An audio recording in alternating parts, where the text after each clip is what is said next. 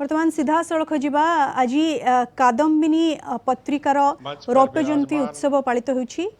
राज्यपाल रघुवर दास कादम्बिनी अभिभाषण पत्रिका एवं किट्स किट के फाउंडर डॉक्टर अच्युत सामंत जी, कादम्बिनी पत्रिका के संपादक डॉक्टर इति रानी सामंत जी, मंच पर विराजमान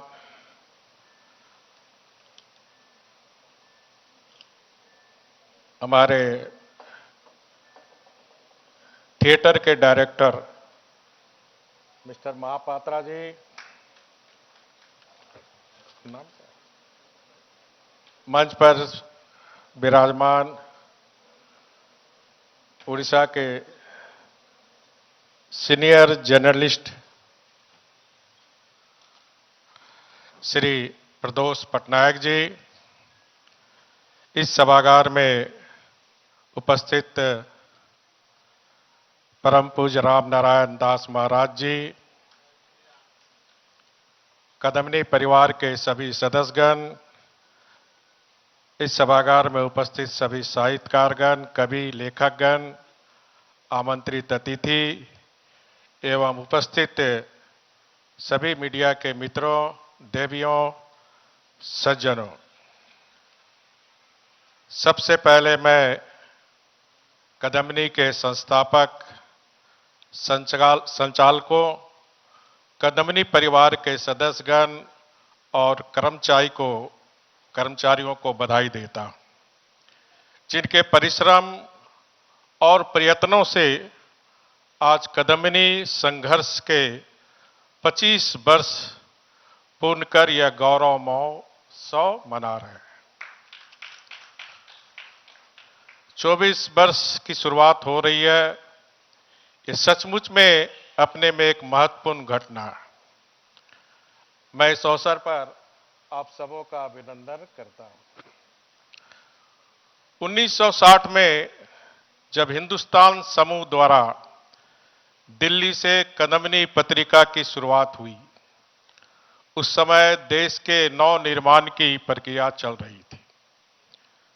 वह एक ऐसा समय था जब पत्रिकाएं सामाजिक, सांस्कृतिक और राजनीतिक गतिविधियों के विमर्श के केंद्र में होती थी। चाहे कादम्बिनी हो, धर्मयुग हो, दिनमान हो या फिर समलोचक पत्रिकाएं हो, जो हमारी संवेदना को कुरेदती रही, कभी आह्वान करती रही। उस समय सूचना क्रांति का दौर नहीं था।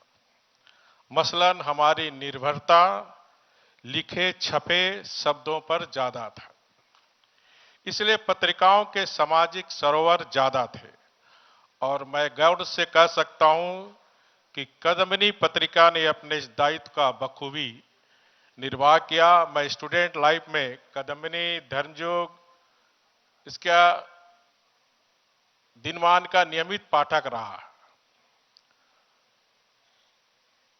उसने जो पौधा 1960 में रोपा था, आज उसकी शाखाएं दूर दूर तक फैली हुई है। इसी की एक शाखा प्रसिद्ध समाजसेवी डॉक्टर अच्युत सामंत ने अपनी प्रसिद्ध लेखक और सामाजिक कार्यकर्ता अपनी बहन डॉक्टर इति रानी सामंत के साथ मिलकर जुलाई 2020 में कादम्बिनी मीडिया प्राइवेट लिमिटेड के रूप में उड़ीसा में रोपी थी। आज वह विशाल वृक्ष का रूप ले चुका है और इसकी छत्र छाया में एक समुन्नत समृद्ध साहित्य अंगड़ाई ले रहा है।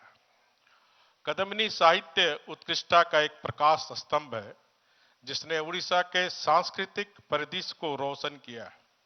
यह न केवल उड़ीसा साहित्य के प्रदर्शन का एक मंच रहा है, बल्कि इसने क्षेत्रीय सीमाओं को भी पार किया है और विभिन्न मंचों पर प्रशंसा अर्जित की है। साहित्यिक प्रतिभाओं को सम्मानित करना और उड़ीसा की छिपी प्रतिभाओं को खोजना एवं प्रोत्साहित करना तथा साहित्य को बढ़ावा देने के लिए ये संस्था कार्य कर रही है। इसमें परिवार के लगभग हर सदस्य के लिए लेख और फीचर है और शायद यही इसकी लोकप्रियता का राज है क्योंकि वह परिवार के सभी सदस्यों की पसंद और रुचि को पूरा करती है। एक पारिवारिक पत्रिका के रूप में कादम्बिनी हमेशा से स्थिर और खुशहाल परिवार बनाने का प्रयास करती रही है। इसका दृढ़ विश्वास है कि खुशहाल और स्थिर परिवार एक समृद्ध साम्राज्य का मूल आधार है। उड़िया भाषा उड़िया के लोगों की पहचान धड़कन है। राज्य की सांस्कृतिक पहचान जो को संरक्षित करने और अभिव्यक्त करने में महत्वपूर्ण भूमिका निभा रही है। भारत की शास्त्रीय भाषाओं में से एक रूप में उड़िया की एक समृद्ध साहित्य विरासत है और वह इस क्षेत्र की सांस्कृतिक और ऐतिहासिक पहचान के साथ गहराई से जुड़ी हुई है। संचार के साधन से कहीं अधिक उड़ीसा भाषा सांस्कृतिक बारीकियों, अभिव्यक्तियों और भावनाओं का भंडार है जो पीढ़ियों के बीच एक सेतु का काम करती है। जब मैं कादम्बिनी की ओर देखता हूं तो मुझे उम्मीद है यह साहित्यिक प्रतिभा को पोषित करने, सांस्कृतिक आदान प्रदान को बढ़ावा देने और उड़ीसा और उससे आगे की समृद्ध साहित्यिक परंपराओं का जश्न मनाने का अपना गौरव जारी रखेगी। एक सुखी परिवार के गठन में नारी की महत्वपूर्ण भूमिका है। नारी का सशक्तिकरण परिवार और समाज के लिए अति जरूरी है। अवश्य आज की नारी कई क्षेत्रों में अपनी पारदर्शिता तथा हुनर को प्रतिभान्वित करते हुए सबके लिए प्रेरणा का स्रोत बन गई है।